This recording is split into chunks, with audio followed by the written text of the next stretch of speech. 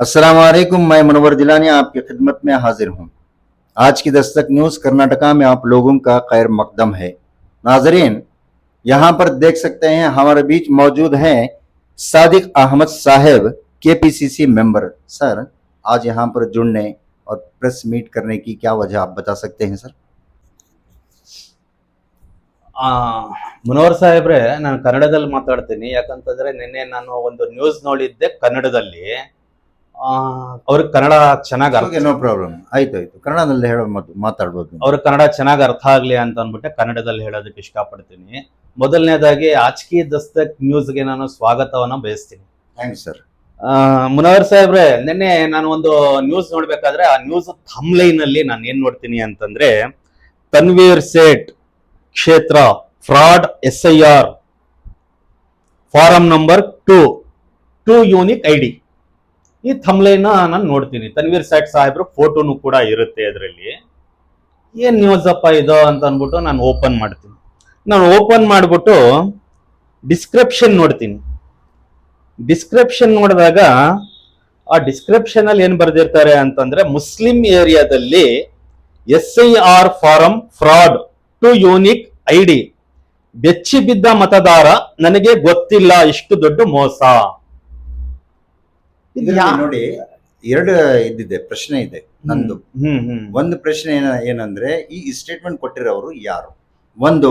ಇನ್ನೊಂದು, ಈ ತರ ಎರಡೆರಡು ID ಇದೆ ಒಬ್ರದೇ ಅಂದ್ರೆ ಇದು ಯಾರು ಕಾರಣ ಅಂತ ಹೇಳ್ತಾ ಇದ್ದಾರೆ ಇವರು? ಸ್ವಲ್ಪ ಹೇಳಿ ಸರ್. ಮೊದಲನೇದಾಗಿ ಈ ಸ್ಟೇಟ್ಮೆಂಟ್ ಕೊಟ್ಟಿರೋದು ಎರಡು ಕುರಿಗಳು. ನಾವು ಮೊದಲು ನಿಮಗೆ ಗೊತ್ತಿರೋ ಹಾಗೆ ಕುರಿಗಳು ಅಂತ ಅನ್ಬಿಟ್ಟು ನಾವು ಕಾರ್ಯಕ್ರಮಗಳು ನೋಡಿದ್ದೀವಿ ಉದಯ ಟಿವಿಲಿ. ನೀವು ನೋಡಿದಿರಾ ಮುನವರ್ ಸಾಹೇಬ್ರೆ? ಹೌದು. ಇವಾಗ ಅದು ಸ್ಟಾಪ್ ಆಗೋಗಿದೆ. ನಿನ್ನೆ ಸ್ಟಾಪ್ ಆಗಿದೆ, ಇಲ್ಲ ಶುರುವಾಗಿದೆ ಅಂತ ಅಂತೀರಾ? ನಿನ್ನೆಯಿಂದ ಮತ್ತೆ ಶುರುವಾಗಿದೆ ಅಂತ ಹೇಳೋದಕ್ಕೆ ಇಷ್ಟಪಡ್ತೀನಿ. ನಿನ್ನೆಯಿಂದ ಕುರಿಗಳು ಅನ್ನೋ ಎರಡು ಕುರಿಗಳು ಕುತ್ಕೊಂಡು ಒಂದು ಯೂಟ್ಯೂಬ್ ಚಾನಲ್ ಅಲ್ಲಿ ಸ್ಟೇಟ್ಮೆಂಟ್ ಕೊಡ್ತಾ ಇದ್ದಾರೆ. ಆ ಸ್ಟೇಟ್ಮೆಂಟ್ ಏನು ಅಂತಂದ್ರೆ, ಅದ್ರಲ್ಲಿ ಒಬ್ರು ಕುರಿ ಇದಾರಲ್ಲ, ಅವ್ರು ಏನ್ ಹೇಳ್ತಾವ್ರೆ, ನನಗೆ 2 ಎನ್ಯುಮರೇಷನ್ ಫಾರಮ್ ಫಸ್ಟ್ ಸಿಕ್ತು, ಅದನ್ನ ನಾನು ಒಂದು ತಕೊಂಡು ಹೋಗ್ಬಿಟ್ಟು ಆನ್ಲೈನ್ ಅಲ್ಲಿ ಅಪ್ಲೋಡ್ ಮಾಡಿಬಿಟ್ಟೆ. ಅದಾದ 15 ದಿನ ನಂತರ ನನಗೆ ಇನ್ನೂ 2 ಎನ್ಯುಮರೇಷನ್ ಫಾರಮ್ ಬತ್ತು. ಅದನ್ನ ನಾನು ತಕೊಂಡು ಹೋಗ್ಬಿಟ್ಟು ಆನ್ಲೈನ್ ಅಲ್ಲಿ ಅಪ್ಲೋಡ್ ಮಾಡಿಸೋದಕ್ಕೆ ಹೋದಾಗ ಆಲ್ರೆಡಿ ನಿಮ್ ಫಾರಮ್ ಸಬ್ಮಿಟ್ ಆಗಿದೆ ಅಂತ ಹೇಳ್ತಾರೆ. ಅದು ಆನ್ಲೈನ್ ಆಗ್ತಾ ಇದೆ ಇವಾಗ. ಅದಕ್ಕೋಸ್ಕರನೇ ಅಲ್ವಾ SIR ಆಗಿರೋದು? ಈ SIR ಅನ್ನೋದು ಇದ್ರ ಫುಲ್ ಫಾರ್ಮ್ ತಾವ್ ಹೇಳ್ತೀರಾ ಮುನವರ್ ಸಾಹೇಬ್ರೆ? SIR ನೋಡಿ, ನೀವು ಕೇಳ್ತಾ ಇರೋದು ಏನಂದ್ರೆ SIR ಏನಂತ, ಸ್ಪೆಷಲ್ ಇಂಟೆನ್ಸಿವ್ ರಿವಿಷನ್. ಹೌದು. ಅದ್ರಲ್ಲಿ ಏನಂತ ನೋಡಿ, ಏನೇನೋ ಮಿಸ್ಟೇಕ್ಸ್ಗಳು ಆಗಿದೆ ಇದಕ್ ಮುಂಚೆ. ಹೆಸರದು ಇರ್ಬೋದು, ಬೇರೆ ಬೇರೆ ಸ್ಪೆಲ್ಲಿಂಗ್ ಮಿಸ್ಟೇಕ್ಸ್ ಇರುತ್ತೆ, ಅಡ್ರೆಸ್ ಮಿಸ್ಟೇಕ್ ಇರುತ್ತೆ, ಸತ್ತೋಗಿರ್ತಾರೆ ಆದ್ರೂ ವೋಟರ್ ಲಿಸ್ಟ್ ಅಲ್ಲಿ ಅವ್ರದ್ದು ಹೆಸರು ಬರ್ತಾ ಇರುತ್ತೆ. ಇಂಥದ್ದೆಲ್ಲ ತಪ್ಪುಗಳು ತಿದ್ದಕ್ಕೋಸ್ಕರ ಅಂತಾನೆ SIR ಬಂದಿರೋದು. ಮುನವರ್ ಸಾಹೇಬ್ರೆ, ನಮ್ಮ ರಾಜ್ಯದ ಮುಖ್ಯ ಚುನಾವಣಾ ಅಧಿಕಾರಿ ಅನುಭವ್ ಕುಮಾರ್ ಅನ್ನೋರು ಅವ್ರು ಹೇಳಿದ್ದಾರೆ, ಇದಕ್ಕಿಂತ ಮುಂಚೆ 9 ಬಾರಿ ನಮ್ಮ ದೇಶದಲ್ಲಿ ಇಂಟೆನ್ಸಿವ್ ರಿವಿಷನ್ ಆಗಿದೆ. ಈ ಬಾರಿ 10ನೇ ಬಾರಿ ಸ್ಪೆಷಲ್ ಇಂಟೆನ್ಸಿವ್ ರಿವಿಷನ್. ಅಂದ್ರೆ ಕನ್ನಡದಲ್ಲಿ ಏನ್ ಹೇಳ್ತಾರೆ, ಹಿಂದಿನ ವಿಶೇಷ ಸಮಗ್ರ ಪರಿಷ್ಕರಣೆ. ಇದನ್ನ ಅವ್ರು ಫಾರಂ ಅಲ್ಲಿ ನೋಡಿಲ್ವಾ? ವಿಶೇಷ ಪರಿಷ್ಕರಣೆ ಅನ್ನೋದು ಇದೇ ತಾನೇ ಪರಿಷ್ಕರಣೆ ಮಾಡ್ತಾ ಇರೋದು. ತಪ್ಪಾಗಿರೋದನ್ನ ತಿದ್ದುಪಡಿ ಮಾಡ್ತಾ ಇದ್ದಾರೆ. 2 ಕಡೆ ಬಂದಿರೋ ವೋಟ್ನ ಒಂದು ಕಡೆ ಡಿಲೀಟ್ ಮಾಡ್ತಾ ಇದ್ದಾರೆ, ಇನ್ನೊಂದು ಕಡೆ ಸೇಫ್ ಮಾಡ್ತಾ ಇದ್ದಾರೆ. ಅದನ್ನೇ SIR ಅಂತ ಅನ್ಬಿಟ್ಟು ಈ ಬಾರಿ ತಪ್ಪ ಬಂದಿರೋದು. ಅಷ್ಟು ಗೊತ್ತಾಗ್ಲಿಲ್ವಾ ಆ ಕುರಿಗಳಿಗೆ?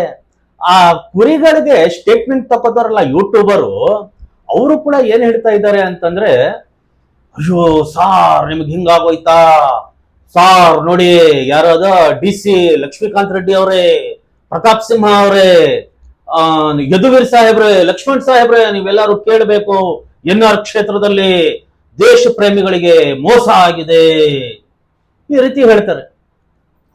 ಅವರು ಈ ತರ ಹೇಳ್ತಾ ಇದಾರೆ. ನನ್ಗೆ ಒಂದು ಇದಾಗ್ತಾ ಇದೆ ನೋಡಿ, ಇದು ರಿಲೇಟೆಡ್ ಎಲೆಕ್ಷನ್ ಕಮಿಷನ್ ರಿಲೇಟೆಡ್ ಇದು ಮ್ಯಾಟರ್. ಹೌದು. ಇವರು ಎಲ್ಲ MLAs MPs ಅವ್ರದ್ದು ಇದರಲ್ಲಿ ಏನ್ ಕೆಲಸ ಇದೆ ಸ್ವಲ್ಪ ಹೇಳ್ತೀರಾ? ಮುನವರ್ ಸಾಹೇಬ್ರೆ, ಮೊದಲನೇದಾಗಿ ಎಲೆಕ್ಷನ್ ಕಮಿಷನ್ ಆಫ್ ಇಂಡಿಯಾ ಒಂದು ಇಂಡಿಪೆಂಡೆಂಟ್ ಬಾಡಿ, ಅದು ಒಂದು ಸ್ವತಂತ್ರ ಸಂಸ್ಥೆ.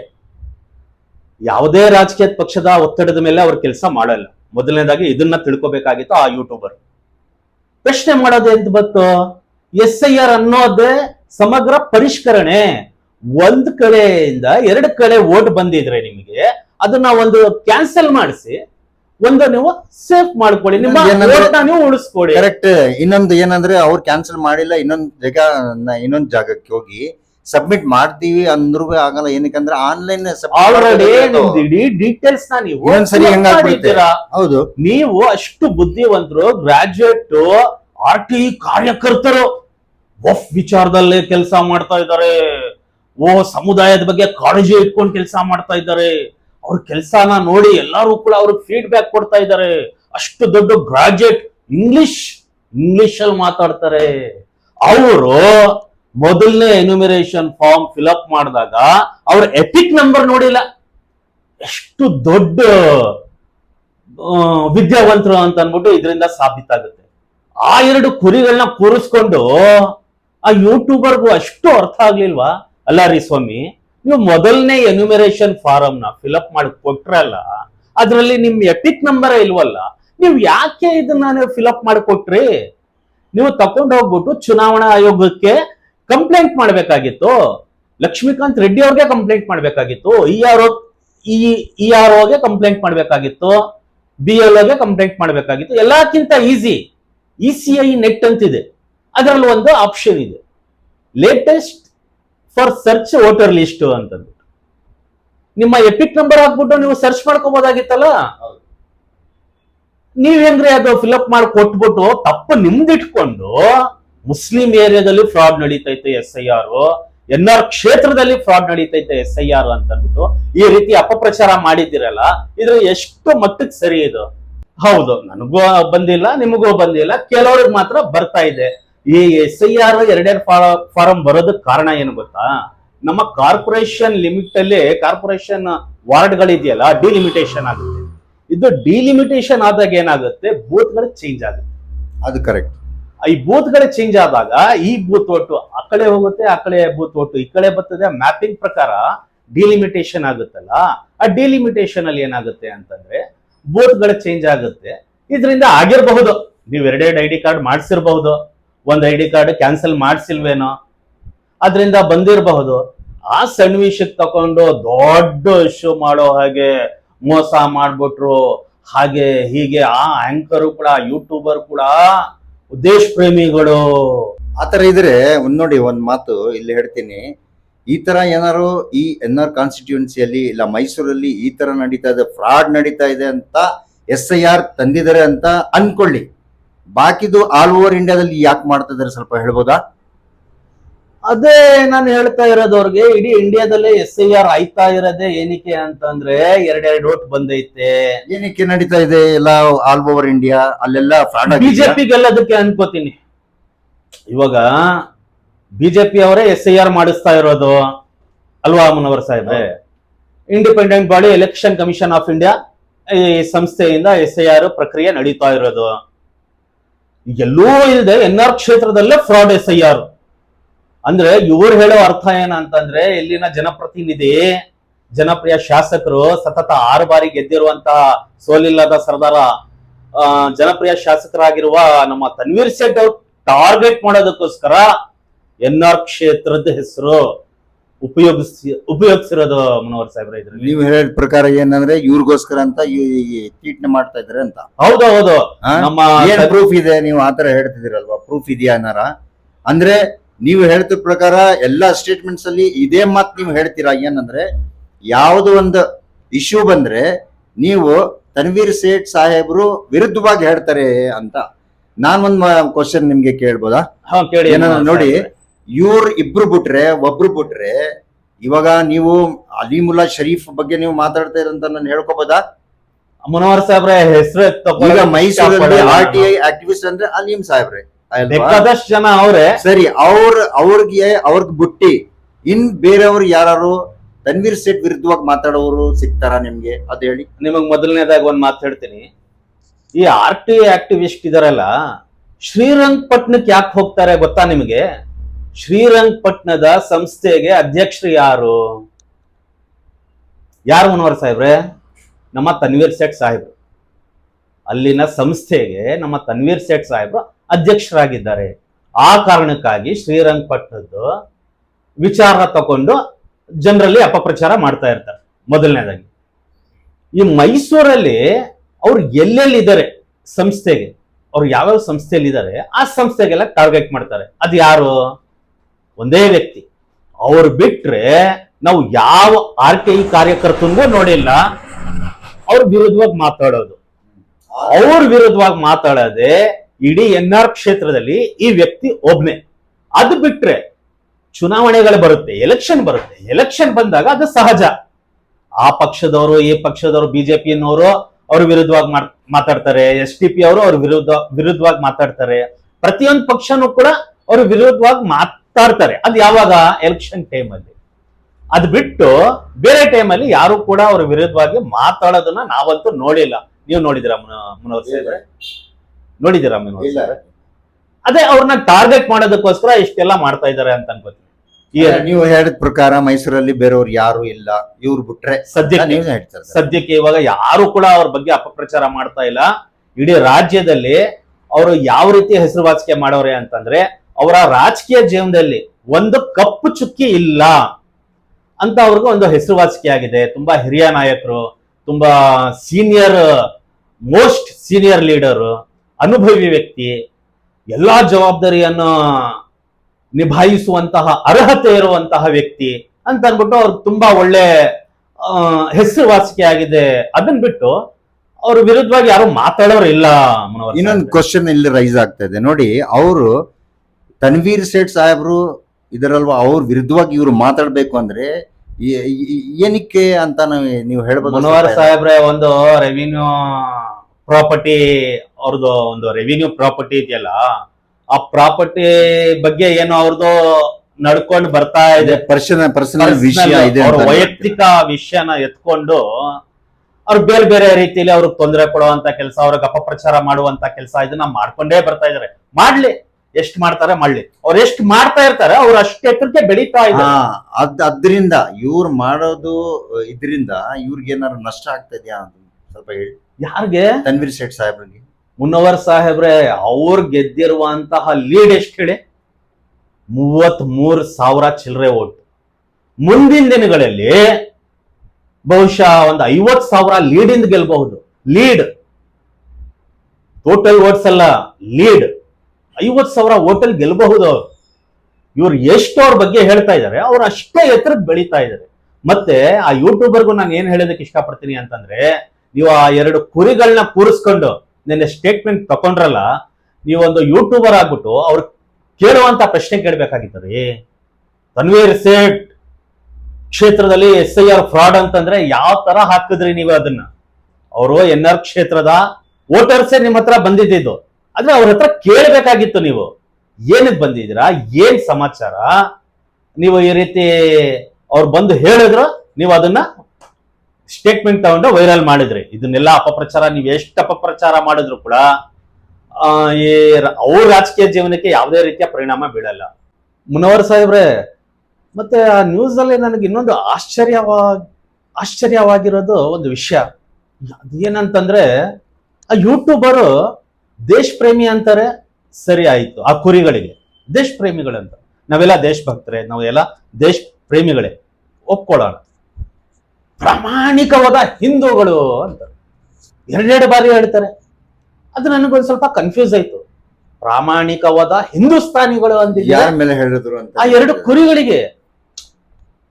ಕುರಿಗಳಿಗೆ ಏನ್ ಮಾಡ್ತಾರೆ, ಪ್ರಾಮಾಣಿಕವಾದ ಹಿಂದೂಗಳು ಬಂದಿದ್ದಾರೆ ಯದುವೀರವ್ರೆ, ಪ್ರಾಮಾಣಿಕವಾದ ಹಿಂದೂಗಳು ಇವರು ಅಂತ ಹೇಳ್ತಾರೆ. ಅದು ನನಗೆ ತುಂಬಾ ಕನ್ಫ್ಯೂಸ್ ಆಯ್ತು. ಪ್ರಾಮಾಣಿಕವಾದ ಹಿಂದೂಸ್ತಾನಿಗಳು ಅಂದಿದ್ರೆ ಅದೊಂಥರ, ಪ್ರಾಮಾಣಿಕವಾದ ಮುಸ್ಲಿಮ್ಸ್ ಇಂಡಿಯನ್ಸ್ ಅಂದಿದ್ರೆ ಅದೊಂಥರ. ಅವ್ರ ವೇಷಭೂಷ ಎಲ್ಲ ಮುಸ್ಲಿಮ್ಸ್ ಅವ್ರ ತರಾನೇ ಇದ್ರು ಆ ಕುರಿಗಳು. ಆದ್ರೆ ಅವ್ರಿಗೆ ಪ್ರಾಮಾಣಿಕವಾದ ಹಿಂದೂಗಳು ಅಂತ ಹೇಳಿದ್ರು. ಅದ್ ನನ್ಗೆ ಯಾಕೋ ಒಂಥರ ಕನ್ಫ್ಯೂಸ್ ಆಯ್ತು. ಆದ್ರೆ ಇವಾಗ ಜಾತಿ ವಿಚಾರಕ್ಕೆಲ್ಲ ಹೋಗೋದು ಬೇಡ. ಅವರು ನನಗೆ ಯಾರೇ ಕುಂತಿದ್ರು ಅವರೆಲ್ಲ ಮನುಷ್ಯರ ಜಾತಿ. ಮೊದಲನೇ ಜಾತಿ ಅವ್ರದ್ದು ಮನುಷ್ಯರ ಜಾತಿ. ನಡೆದಿರೋದು ಮಾತುಗಳು ನೀವು ನಾನು ಹೇಳ್ತಾ ಇರೋದು. ಅದು ಯಾಕೆ ಅವರು ಹೇಳಿದ್ರು, ಯಾವ ಉದ್ದೇಶಕ್ಕೆ ಹೇಳಿದ್ರು ಅಂತ ನನಗೆ ಅರ್ಥ ಆಗ್ಲಿಲ್ಲ ಮುನವರ್ ಸಾಹೇಬ್ರೆ. ಅದನ್ನು ಕೂಡ ಅವರು ಒಂದ್ ಸ್ವಲ್ಪ ಬಹಿರಂಗ ಪಡಿಸ್ಬೇಕು ಅಂತ ಅನ್ಬಿಟ್ಟು ನಾನು ಈ ಮಾಧ್ಯಮದ ಮುಖಾಂತರ ಕೇಳ್ಕೊತೀನಿ. ಆ ಮಾತು ನನ್ಗೆಲ್ಲೋ ಒಂದ್ ಕಡೆ ನೋವಾಯ್ತು. ನೋಡಿ, ನಾವು ಎಲ್ಲ ಇಂಡಿಯನ್ಸ್, ಜಾತಿ ಭೇದ ಭಾವ ನಮ್ಮಲ್ಲಿ ಇಲ್ಲ, ಇಲ್ಲ ಅಷ್ಟು ಹೇಳ್ಬೋದು ನಾವು. ಯಾರು ಹಿಂದೂ ಮುಸ್ಲಿಮ್ಸ್ ಅದು ಅಂದ್ರೆ ಮುನವರ್ ಸಾಹೇಬ್ರೆ, ನಾನೇನ್ ಹೇಳ್ತಾ ಇದ್ದೀನಿ ಅಂತಂದ್ರೆ, ಮತ್ತೆ ಈ ನಮ್ಮ ತನ್ವೀರ್ ಸೇಠ್ ಅವ್ರ ಬಗ್ಗೆ ಈ 2 ಕುರಿಗಳು ಪ್ರತಿದಿನ ಪ್ರತಿ ವಿಷಯದಲ್ಲೂ ಅಪಪ್ರಚಾರ ಮಾಡ್ತಾ ಇರ್ತಾರಲ್ಲ. ಅಲ್ಲ ರೇ, ನೀವು ಆಪೋಸಿಟ್ ಆಗ್ಬಿಟ್ಟು ಅವ್ರು ಆಪೋಸಿಟ್ ಎಲೆಕ್ಷನ್ಗೆ ಬಿಜೆಪಿ ಇಂದಾನೆ ಕಂಟೆಸ್ಟ್ ಮಾಡಿ, ನಾನು ಬಿಜೆಪಿ ಪರವಾಗಿ ಮಾತಾಡೋದು ಅಂತ ಹೇಳಿ, ನಾನು ಬಿಜೆಪಿ ಕಾರ್ಯಕರ್ತ ಅಂತಾನು ಹೇಳಿ, ಅದ್ರಲ್ಲಿ ಏನ್ ತೊಂದ್ರೆ? ಈ ಪ್ರಜಾಪ್ರಭುತ್ವದ ವ್ಯವಸ್ಥೆಯಲ್ಲಿ ಯಾವ ವ್ಯಕ್ತಿ ಬೇಕಾದ್ರೂ ಯಾವ ಪಕ್ಷಕ್ಕೆ ಬೇಕಾದ್ರೂ ಅವರು ಹೋಗಿ ಸೇರ್ಕೋಬಹುದು, ಎಲೆಕ್ಷನ್ ಕಂಟೆಸ್ಟ್ ಮಾಡಬಹುದು. ಅದ್ರಲ್ಲಿ ನಮ್ದೇನು ಅಭ್ಯಂತರವಿಲ್ಲ. ನೀವ್ ಯಾಕೆ ಬಿಜೆಪಿ ಐಡಿಯಾಲಜಿ ಇಟ್ಕೊಂಡು ನಾನು ಒಬ್ಬ ಮುಸ್ಲಿಂ ಸಮುದಾಯದ ಒಂದು ಕರುಣಾಮಯಿ, ನಾನು ಅವ್ರ ಮೇಲೆ ತುಂಬಾ ಕರುಣೆ ಮಾಡ್ತೀನಿ, ನಾನು ಅವ್ರಿಗೆ ತುಂಬಾ ದೊಡ್ಡ ಒಂದು ಅವ್ರ ಮೇಲೆ ಕಾಳಜಿ ತೋರ್ಸೋದು, ಇದನ್ನೆಲ್ಲ ಯಾಕೆ ಮಾಡ್ತೀರಾ? ಓಪನ್ ಆಗಿ ಹೇಳಿ, ನಾನು ಬಿಜೆಪಿ ಪಕ್ಷದ ಕಾರ್ಯಕರ್ತ, ನಾನು ಬಿಜೆಪಿ ಪಕ್ಷಕ್ಕೆ ಸೇರಿದವನು, ನಮ್ಗೇನು ಅಭ್ಯಂತರ ಇಲ್ಲ.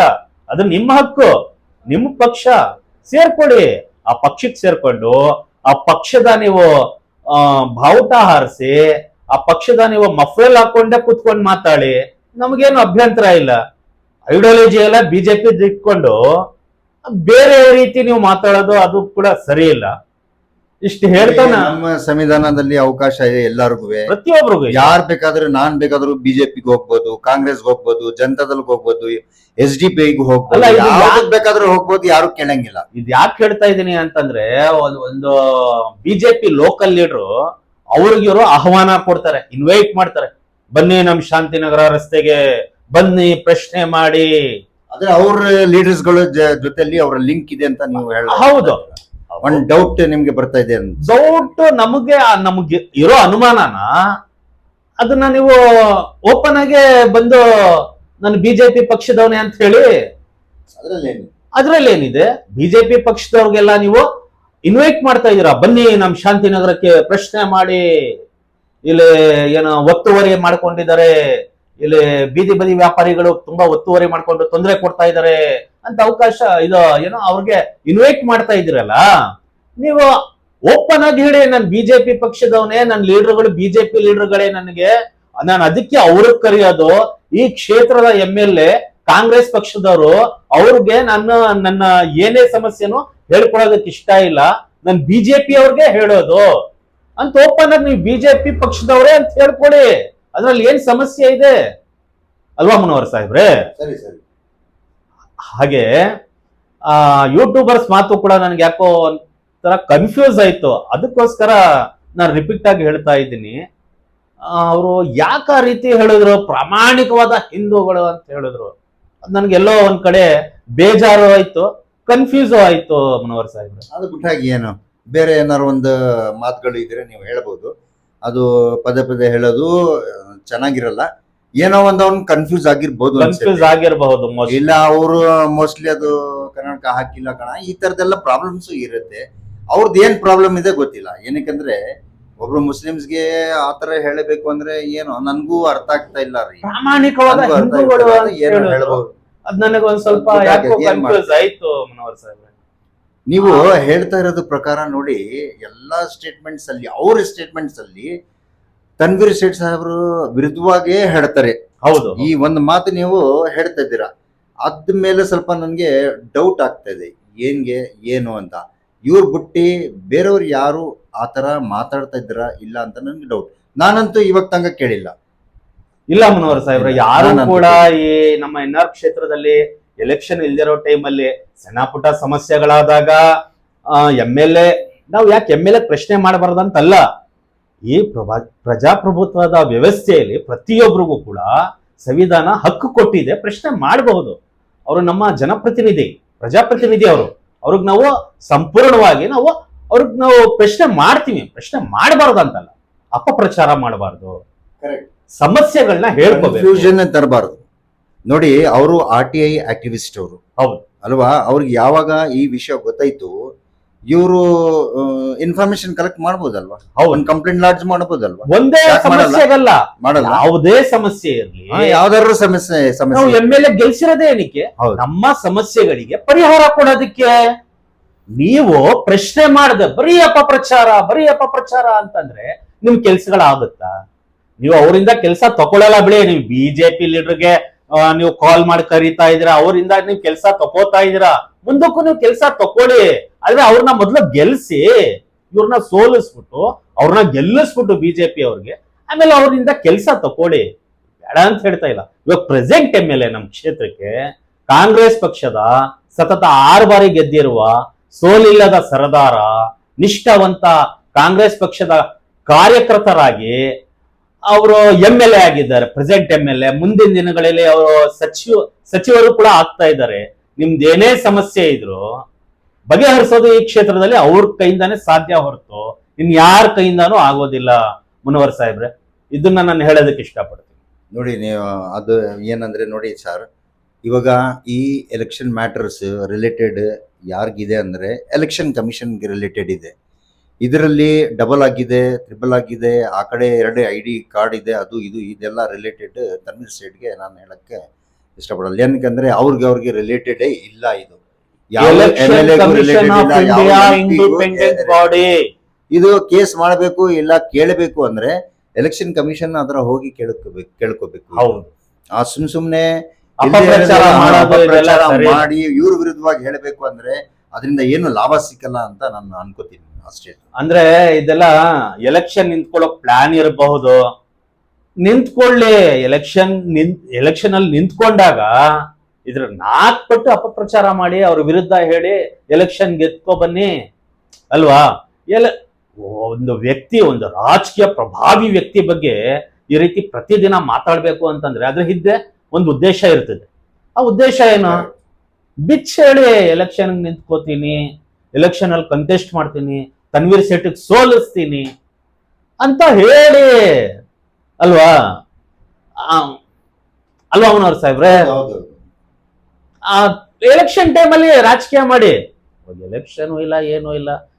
ಸುಮ್ನೆ ಬೆಳಗ್ಗೆ ಎದ್ರೆ ತನ್ವೀರ್ ಸೇಠ್, ಮಲ್ಗೋವರೆಗೂ ತನ್ವೀರ್ ಸೇಠ್. ಒಂದ್ ಕಡೆ ಅವ್ರದ್ದು ಪ್ರಚಾರನೂ ಆಗುತ್ತೆ, ಇವ್ರ ಅಪಪ್ರಚಾರದಿಂದ ಅವ್ರ ಪ್ರಚಾರನೂ ಆಗ್ತಾ ಇದೆ. ಕೆಲವರು ತನ್ವೀರ್ ಸೇಠ್ ನ ಮರ್ತಿದ್ರು ಕೂಡ ತನ್ವೀರ್ ಸೇಠ್ ಅವ್ರ ಬಗ್ಗೆ ಇವ್ರು ಹೇಳಿ ಈ ಕ್ಷೇತ್ರಕ್ಕೆ ತನ್ವೀರ್ ಸೇಠ MLA. ನನ್ಗೆ ಅನ್ಸುತ್ತೆ ಮೋಸ್ಟ್ಲಿ ಅವ್ರ ಕಡೆನೇ ಇರ್ಬೋದು ಇವ್ರು ಅಂತ. ಏನಕ್ಕಂದ್ರೆ ತನ್ವೀರ್ ಸೇಠ್ ಅವ್ರಿಗೆ ಮರ್ತ್ ಬಿಡ್ತಾರೆ ಅಂತ ಇವ್ರನ್ನ ಜ್ಞಾಪಿಸ್ತಾ ಇರ್ಬೇಕು. ಅದು ಇರಬಹುದು, ಅವ್ರವರಲ್ಲಿ ಇರಬಹುದು, ಆ ಪ್ರೀತಿನೂ ಇರಬಹುದು. ಮುನವರ್ ಸಾಹೇಬ್ರೆ, ಸರಿ ಮುನವರ್ ಸಾಹೇಬ್ರೆ, ನಾನು ಇಷ್ಟು ಹೇಳ್ತಾ ನನ್ನ ಮಾತನ್ನ ಮುಗಿಸ್ತೀನಿ. ಸಣ್ಣ ವಿಷಯಕ್ಕೆ ದೊಡ್ಡ ತಮಾಷೆ ಮಾಡಿದ್ದಾರೆ. ಇದೆಲ್ಲ ಯೂಟ್ಯೂಬರ್ಗೂ ಜ್ಞಾನ ಪರಿಜ್ಞಾನ ಅನ್ನೋದು ಇರ್ಬೇಕಾಗಿತ್ತು. ತುಂಬಾ ಸಣ್ಣ ವಿಷಯ. ಈ ಸಣ್ಣ ವಿಷಯನ ಎತ್ಕೊಂಡು ಇಷ್ಟು ದೊಡ್ಡ ಮಟ್ಟದಲ್ಲಿ ಯದುವೀರ್ ಸಾಹೇಬ್ರೆ, ಪ್ರತಾಪ್ ಸಿಂಹ ಅವರು, ಲಕ್ಷ್ಮೀಕಾಂತ್ ರೆಡ್ಡಿ ಅವರು, ನೀವು ಪ್ರಶ್ನೆ ಮಾಡ್ಬೇಕು, ದೇಶ ಪ್ರೇಮಿಗಳು ಬಂದಿದ್ದಾರೆ, ಇದೆಲ್ಲ ಸರಿ ಇಲ್ಲ ಅಂತ. ಅವ್ರವ್ರ ಕೆಲಸ ಅವ್ರವ್ರದ್ದು ಇರುತ್ತೆ. MP ಅವರು, MLA ಅವರು, ಮಿನಿಸ್ಟರ್ಗಳು, ಅವ್ರಿಗೆಲ್ಲ ಇದು ರಿಲೇಟೆಡ್ ಇಲ್ಲ. ಸುಮ್ಮನೆ ಅವರು ನೀವು ಕೇಳಿ ಅಂದ್ರೆ ಯಾರಿಗೆ ಹೇಳಬೇಕು ಅವ್ರಿಗೆ ಹೇಳ್ತಾ ಇಲ್ಲ.